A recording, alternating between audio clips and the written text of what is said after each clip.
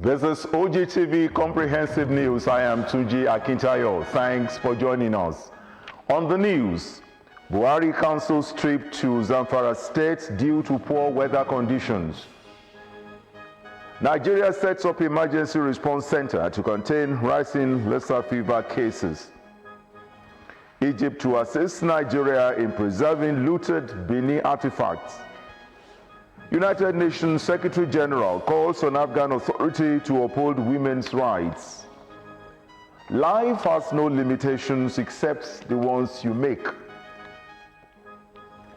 And on the business segment of the news today, House of Representatives seeks establishment of more industries to reduce unemployment. Details of this and more when I return. My name is Okpeyemi Adeomi. Don't go away, stay with us. And coming up from the world of sport, Ashley Barty to meet Danielle Collins in Australian Open final. Details of this and more coming up on the sports segment of the news. I am Emmanuel Dasaudu. Stay with us. The news in full.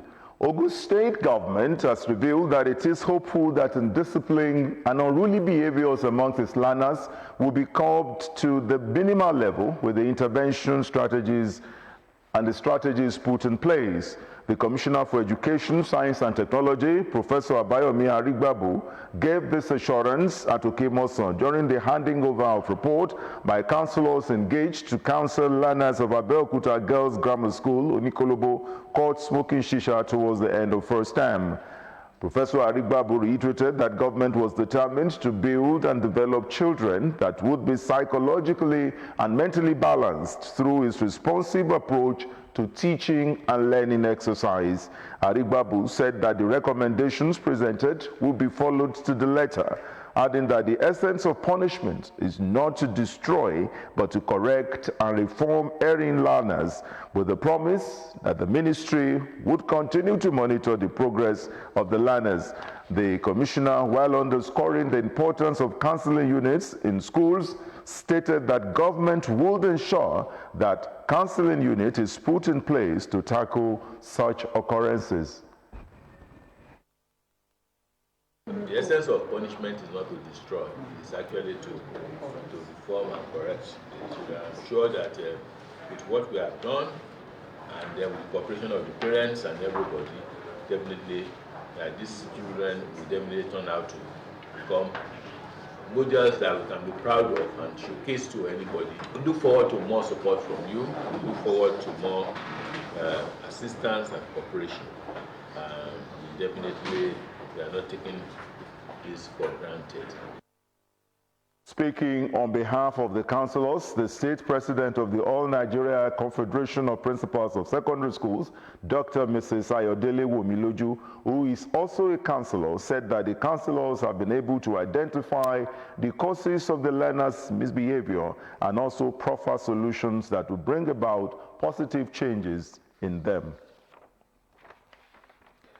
Leaving kids in the hand of school proprietors as well as teachers is often the order of the day, as some parents do not have time for their children in pursuit of money.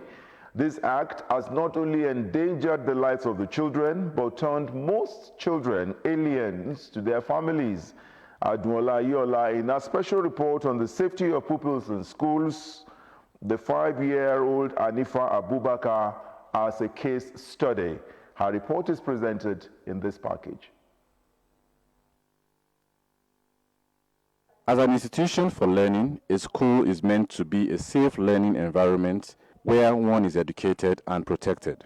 However, the case of Anifa Abubakar, a 5-year-old pupil of Nobel Kids Comprehensive School, Kano, and the only child of her parents, who was abducted by her school proprietor, Abdul Malik Tanko, on the 4th of December 2021 and killed with rat poison before she was buried in the school premises by the proprietor and an accomplice, is quite different. I buried her inside the school simply because I would not be able to find any secured place to go and dig hole. So that was why. They say they don't have much, so they were able to sign 100,000 naira. I immediately collected that 100,000 naira. I used 71,000 naira, 71,000 naira to pay the staff, the other branch. Respondents who lent their views on the issue urged the government to ensure strict policies in all schools and implement such policies to the letter of the law. We need to come back to ourselves again and ask ourselves, most of these private schools, how they run. And because, you see, we don't have to lose fact with the fact that, some people think that once you have a private institution, you are totally outside of the state. It doesn't make any sense. You are a private school, but you operate under an authority. And it means that, what it therefore means is that the government needs to search, push their beam lights, into these private schools. Who own them? How do they operate? The context of how they operate. The government needs to stand up to responsibility. The purpose of governance is to secure us and give us good life. And if we are not secured, then we can't enjoy good life. Especially our kids. Kids are more vulnerable. They are weaker vessels. They are not such that can protect themselves. And I believe that one of the things that government needs to do is to ensure that our schools are secured. It's a painful thing to see such cases on children that cannot defend themselves. The level of moral in Nigeria has dropped drastically, to the point where I think it is this greed, covetousness, trying to get rich very quick. It's a problem. And we see it not just in the adults now, we see it cut across, you see children want to get rich. To ensure that justice prevails, a cleric, Malam Abdullah Gadon, urged that the life of the culprit should be taken the same way he killed the victim and should be done publicly. Sequel to this, the wife of the president, Aisha Buhari, shared a short clip of the sermon by the Islamic scholar in her Instagram page with the caption, "We are in support of your judgment." In addition, the state governor, Abdullahi Ganduje, said he won't hesitate to sign the death sentence for the alleged killer if sentenced to death by court. In order to check the operation of other schools in the state, the Kano state government revoked operational licenses of all private schools in the state. What will be the outcome of Anifa Abubakar's murder? Time will tell. As a result of the likely far-reaching socio-economic impact on persons affected by neglected tropical disease and communities, stakeholders need to join hands with the government in taking action to end the disease and achieve health equity for all in Ogun State. Commissioner for Health, Dr. Tomi Koka, made this known at the school quiz competition to commemorate the World Neglected Tropical Disease Day celebration held at Lishabi Grammar School, Abeokuta. Matthew Showumi completes the report.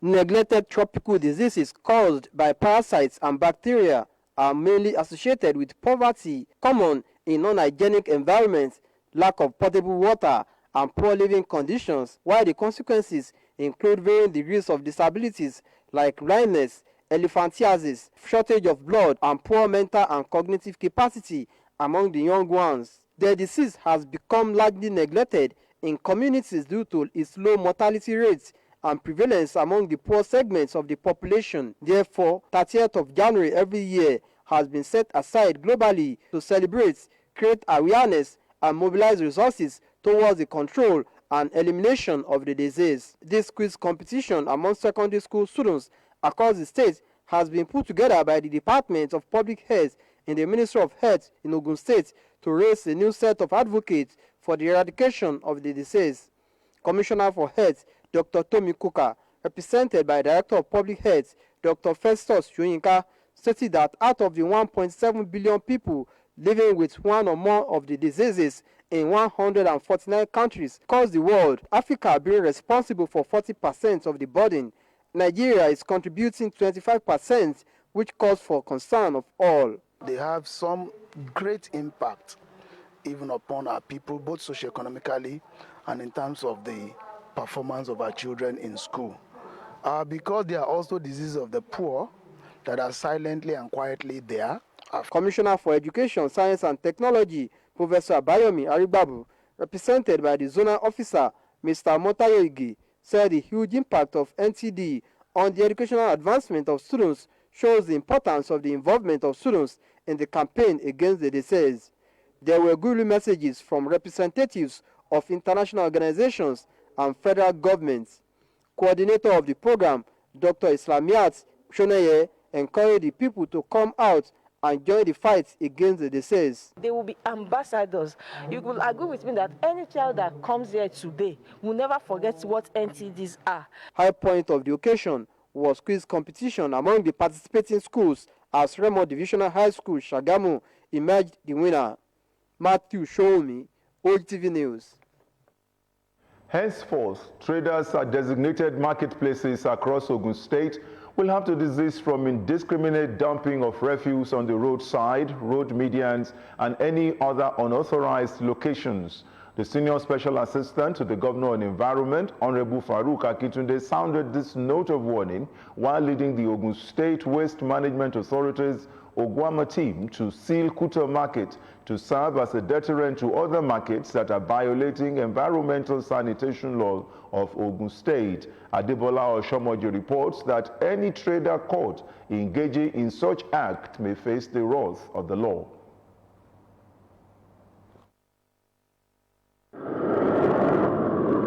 Kuta Market is one of the daily markets in Abeokuta, the Ogun State capital.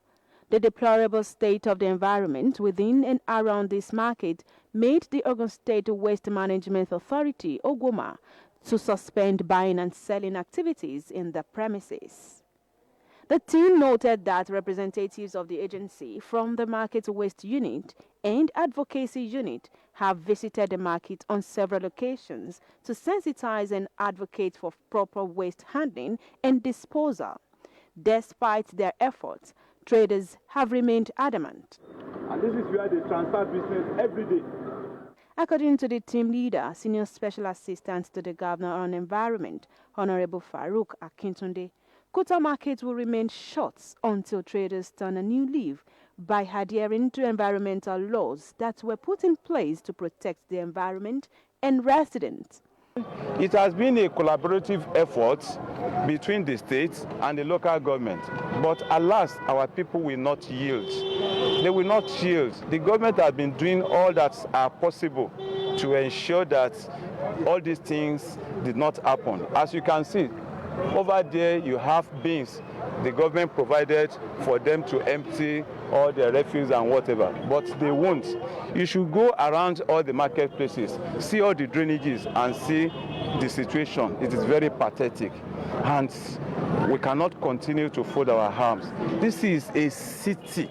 This is the capital city of a state that is considered as investors' hub.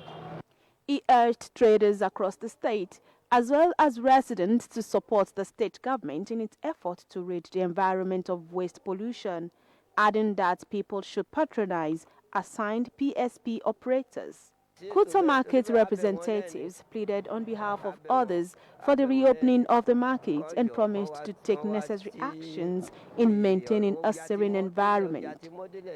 It's a good development, particularly from our state government. I appreciate it. We have been warning our people that the market must be clean.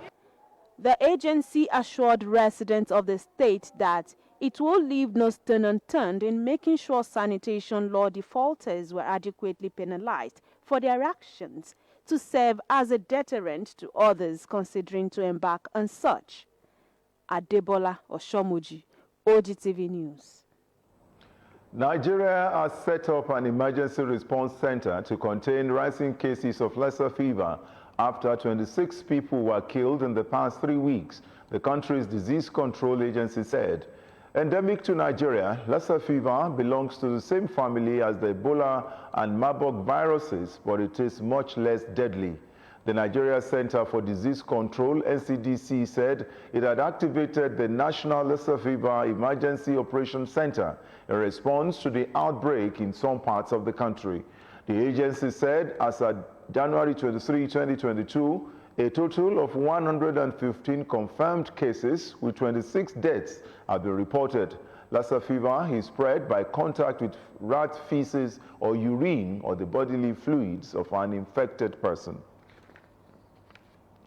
You're watching Ogtv News. Coming up next, Egypt to assist Nigeria in preserving looted Benin artifacts. More news and reports after this time out.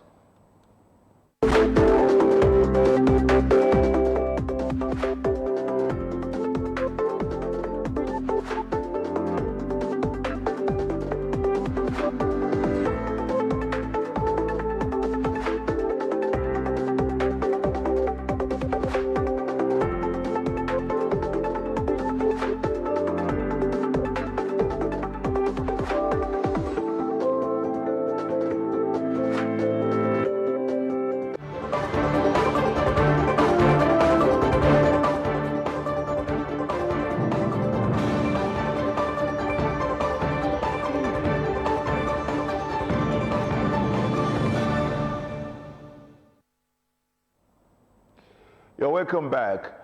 Ogun West Stakeholders Forum has again brought Yewa sons and daughters, including the political gladiators, under one roof to discuss the past, check the present, and chart a new course, taking into consideration what the future holds for the area.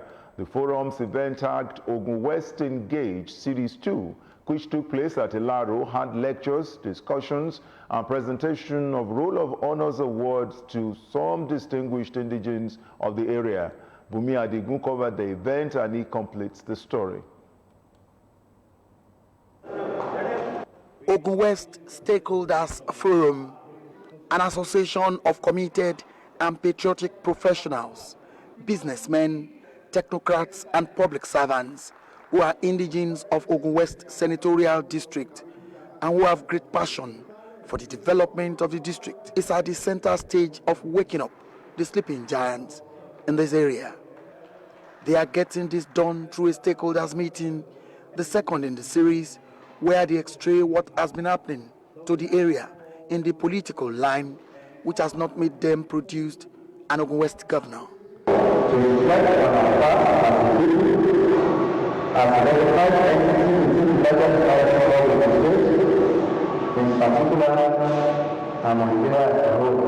Seated in this hall were royal fathers, political gladiators, youth, and other well-meaning Nigerians who believe in this cause, ready to change the narratives. Such a mind. Recall events and remind us of our inadequacies. A non-indigene of Ogun West was allowed to handle the lecture. Professor Gbemi Onokoya telling the story of Ogun West, new thinking, new trajectory. Do we have the same people with the same aspirations? A lack of unity has been quite mentioned as this. That are youth of Ogun West ready, and to that I say capital yes. The lecture nosedived into a number of panels of discussants where eminent indigenes of Ogun West cracked the nuts of a political conundrum, models of Ogun West.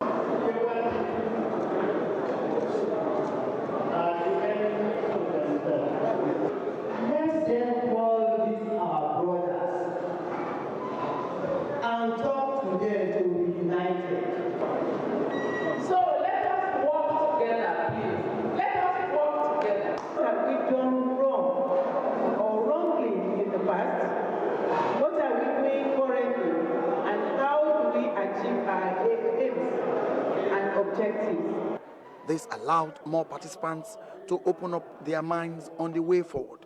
But the clause has been, when will they start the agitation? Deputy Governor of Ogun State, Engineer Noimot Salako Yidili, who was represented by the Commissioner for Budget and Planning in Ogun State, Olaolu Olabinton, said the time is not now, as the current administration is doing well and deserves continuity. Unless you want to fail, I'm not sure you can achieve those things you are saying you should do within the next 9 to 10 months. Why do you want to go into a race on them? The event also featured posthumous awards to distinguished sons and daughters who have done the area well, and others who are still flying the flag. Bumi Adigun, Ogtv News. Former Governor of Ogun State, Olusegun Oshoba, has suggested the need for the formation of Former Governors Forum, which will serve as avenue to advise ruling government at every given time in view of the experiences of the past governors. Oshoba gave this suggestion when two former military administrators of Ogun State, Commodore Kayode Olofimoyin retired and Colonel Daniel Akintonde retired, paid him a courtesy call at his private residence in Lagos, adding that the establishment of the former governor's platform will serve as a benchmark for others. The veteran journalist, on request from his visitors not to fold his arms against nation building in view of the challenges facing the country, said he was in line with their request, adding that there is the need for all genuine elders to come together in reviving the country from disintegration. Earlier, Olofimoyin and Akintonde, in their comments, said the visit was to rejoice with Oshoba after a successful knee operation, praying that God will permanently perfect the healing. The former administrators pointed out that the success of the operation at such a ripe age is an indication that God loves Governor Oshoba and that his service to the nation is still much needed, appealing to him not to ignore challenges the country is passing through. The duo declared that Oshoba remains one important personality in the country they owe respect and love in view of his performances as a governor, which till date remains a reference point. Following the positive impacts derived from the recent training organized for women in artisans by the Ogun State government, the Association of Women in Artisans in the state has called on the government to conduct a second batch of the skills upgrade. This request was made by the leadership of the association, led by its president, Mrs. Adeola Womiloju, during a meeting with the special advisor to the governor on technical education, Professor Joseph Odemuyiwa. Responding, Professor Odemuyiwa commended the association for the courage and willingness to improve and acquire more skills, assuring that the present administration would continue to encourage them to contribute their quota to the development of the state. Odemuyiwa noted that women are nation builders who should be encouraged to multiply their knowledge by training others, admonishing them to cultivate a saving scheme for economic stability.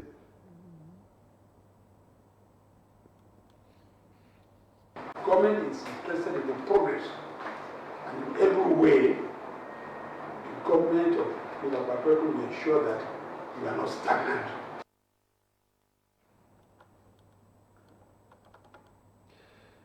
Ogun State House of Assembly Committee on Public Accounts and Anti-Corruption has summoned two former local government chairmen and another official sequel to some infractions observed during the consideration of the reports of the Auditor General for Local Government on Odeda, Udogbolu, and Remo North Local Government Councils.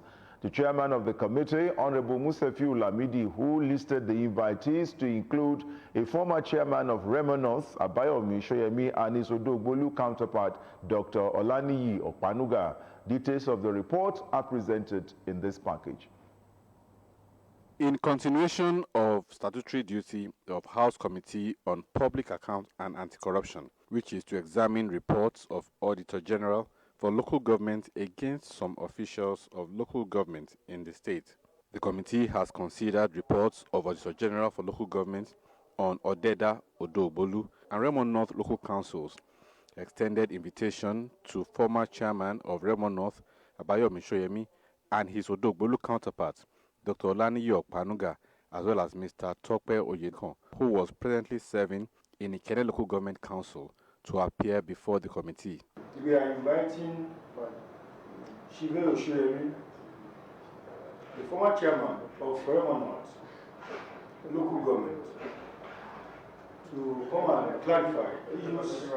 Same thing applies to Dr. Olaniyi Okpanuga, former transition chairman, Udogbolu Local Government. Mr. Tope Oyekon has been avoiding this committee. He has a query with us. Therefore, we are using this opportunity to invite him that he should appear together with the two chairmen, on 3rd February 2022 by 2 p.m. Honorable Amidi, in company of other lawmakers, decried the flagrant violation of the financial regulations, including inappropriate retirement of payment vouchers, unrestricted and questionable expenditure, among others, by some past political office holders and officials, which had led to various infractions raised in the audit report. The lawmakers, in their respective remarks, tasked the officials to adhere strictly to the principles of accountability and transparency, especially in financial record of the councils, warning that appropriate sanctions will be meted out on any officials found to have engaged in financial mismanagement. In their responses, Isu Olusegun, Abayomi Francis, and Mr. Odunuga described the activity of the committee as transparent, fair, and just, devoid of any form of witch hunting. The committee has behaved like a father. We have learned so much. So with this kind of thing that I've seen today, I want to say the committee has been fair and just. The committee has also made it very clear. They added that the exercise had availed them the opportunity to have improved understanding of the due process in the administrative and financial activities of the council. President Muhammadu Buhari has postponed his visit to Zamfara State. The governor of the state, Bello Matuwale, said President Buhari postponed the visit due to poor weather conditions that affected his flight to the northwest state. The governor added that a new date for the president's visit to the state would be announced later. President Buhari was scheduled to visit the state to sympathize with the government and the people of the state over the killings of innocent lives by terrorists. Meanwhile, President Muhammadu Buhari has assured Nigerians that the government is doing its best to bring insecurity in the country to the barest minimum, as security forces have been giving a clear order not to spare any terrorist. This was during the president's visit to Sultan Saad Abubakar at his palace in Sokoto. President Muhammadu Buhari said he was deeply worried about the insecurity in the northwest and recalled the situation in the northeast when he came into power, saying things have changed now, describing the situation in the northwest as alarming. We are going to do our best, and the military and law enforcement agencies have been given a clear order that they shouldn't spare any bandit or any terrorist. Inshallah, we are going to hand over a secure country better than we inherited. The Sultan of Sokoto, Saad Abubakar, said traditional leaders would continue to support and assist political leaders to succeed. He also described insecurity facing the country as alarming. Particularly, he appreciated the president's assurances for a more secured nation. Special prayers were offered for God's intervention on the security challenges facing the country. In a related development, the Commander Multinational Joint Task Force, Major General Abdul Khalifa, says overcoming security challenges in the country requires the collective resolve of the armed forces to work in harmony and a common goal of defeating the enemies. He was speaking at this year's Armed Forces Seminar at the Armed Forces Command and Staff College. The Nigerian Army has been in the forefront of executing war against terror in the country. This makes it compelling to review its outings for enhanced performance. Achieving the mandate of operational efficiency of the Nigerian Army in multi-agencies environment, tactical level commanders are participating at 44th Senior Course of the Armed Forces Command and Staff College, which provides the platform for cross-fertilization of ideas among them. Commander Multinational Joint Task Force, Major General Abdul Khalifa, briefed participants about this perspective for effective synergy in confronting enemies. Make them very versatile officers in the future. Lesson they will have learned from this kind of seminar, they will be expected to put them into practice in the field. The seminar is the first of its kind organized for Army participants of the senior course in the armed forces. The Egyptian government has offered to assist Nigeria in the preservation of the 1,130 looted Benin bronzes being expected in the country from Germany. The artifacts, with the least weight of 30 kilograms each, looted by British troops in 1897, are to be repatriated from Germany to Nigeria this year. Egypt Minister of Tourism and Antiquities, Khaled Al-Amnani, made the offer in Cairo, Egypt, when the Minister of Information and Culture, Lai Mohammed, paid him a visit. The meeting was on the sidelines of a bilateral discussion with Africa Export-Import Bank on how Nigeria can access funding to support its growing creative industry. Mohammed had led some private sector stakeholders involved in digital switchover to Afrexim Bank to assist them on how they can source funds to complete the wholly private sector financially driven project. The federal government has said the current fourth industrial revolution gives Nigeria as a country an opportunity to catch up with the rest of the world on technological advancement and breakthroughs, and there is no cause for worry to have missed out on the earlier ones. Minister of Science, Technology and Innovation, Dr. Ogbonnaya Onu, in his keynote address at the validation workshop on the draft revised 2022 National Science, Technology and Innovation STI policy on Thursday in Abuja, said the government aims to get involved so that the country will continue to narrow the gap between Nigeria and the technologically developed countries of the world. Onu maintained that emerging technologies that provide Nigeria with this opportunity, and such technologies include advanced manufacturing, nanotechnology, big data, new engineering materials, blockchain, machine learning, robotics, and artificial intelligence.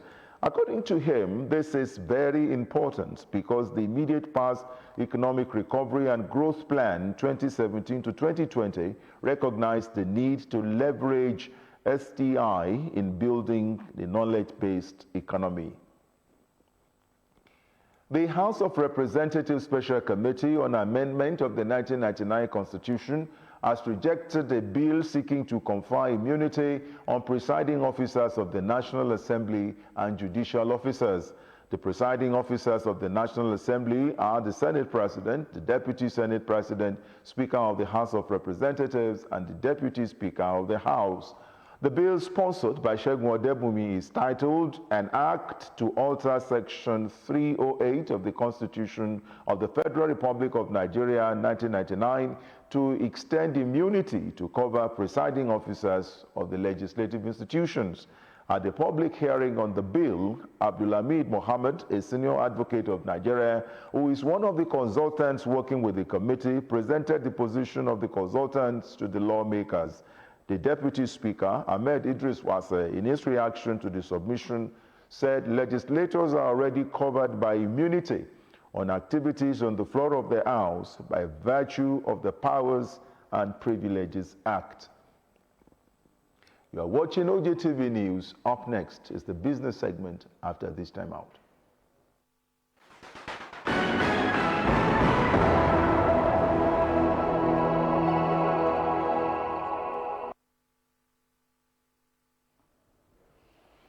Welcome to the business segment of the news.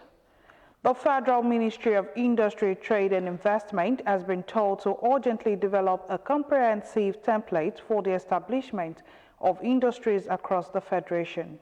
The House of Representative members who gave the advice at the plenary said there is need to establish more industries in Nigeria to reduce the unemployment and crime rates. This followed a motion moved by a member, Chinedu Martins, titled Urgent Need to Combat Unemployment and Social Vices Through the Establishment of Industries Across the Federation. According to him, the unprecedented rate of unemployment is the root of the social vices currently experienced in the country.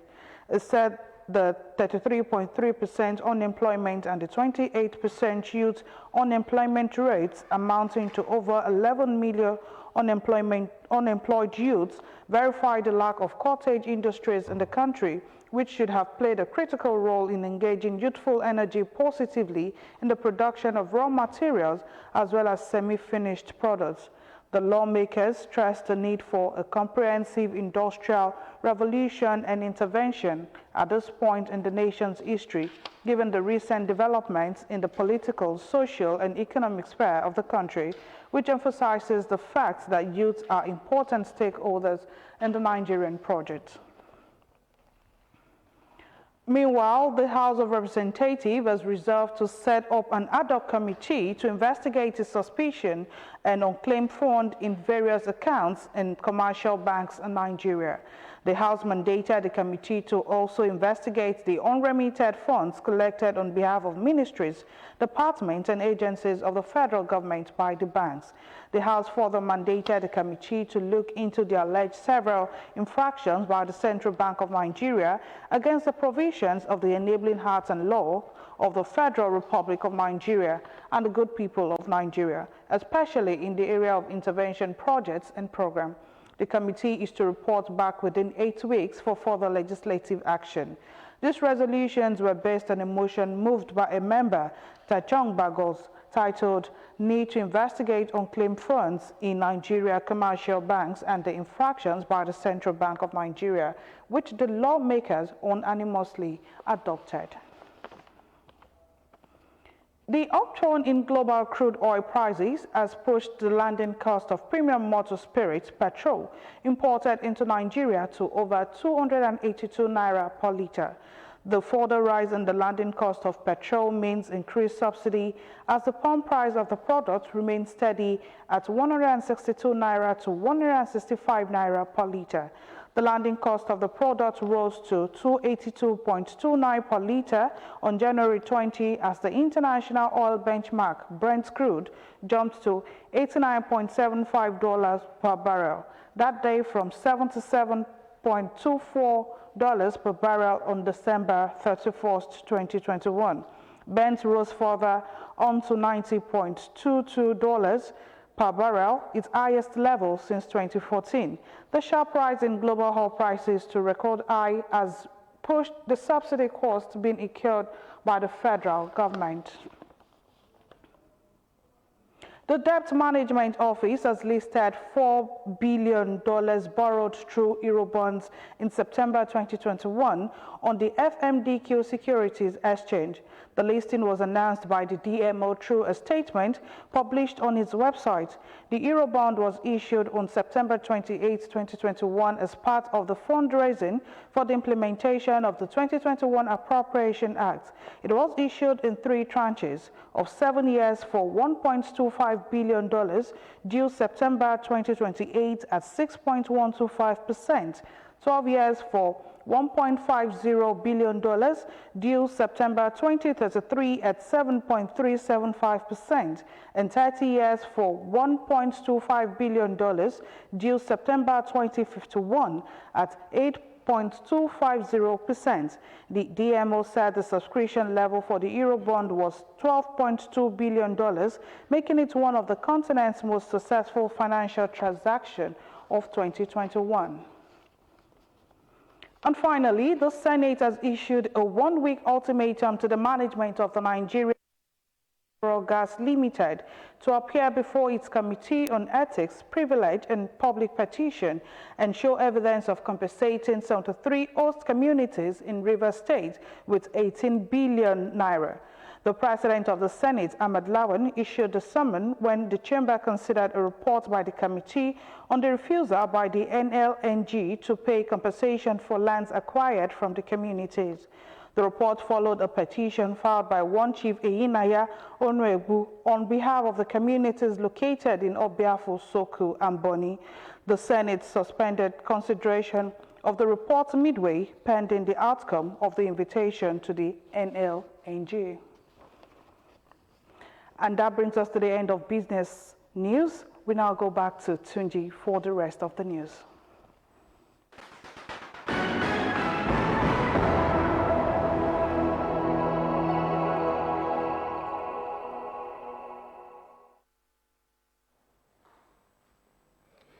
United Arab Emirates authorities have lifted the ban it placed on inbound flights from Nigeria and 11 other countries. The travel restrictions had been placed to prevent the spread of COVID-19 and the new variant Omicron. The other countries affected were Kenya, Tanzania, Ethiopia, Republic of Congo, South Africa, Botswana, Lesotho, Mozambique, Namibia, and Zimbabwe. Meanwhile, entry measures for travelers from Ghana, Rwanda, and Uganda have been updated. The General Civil Aviation Authority and the National Emergency Crisis and Disasters Management Authority announced.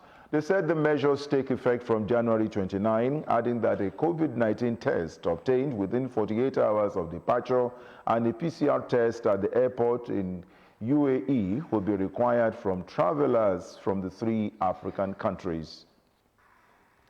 And to the world today, the military coup deposing Burkina Faso's President Kore is the fourth in the string of recent military takeovers in West and Central Africa, prompting fears of further regional instability.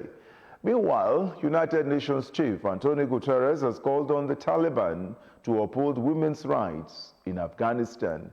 Precious Chukwu has more details in the world today.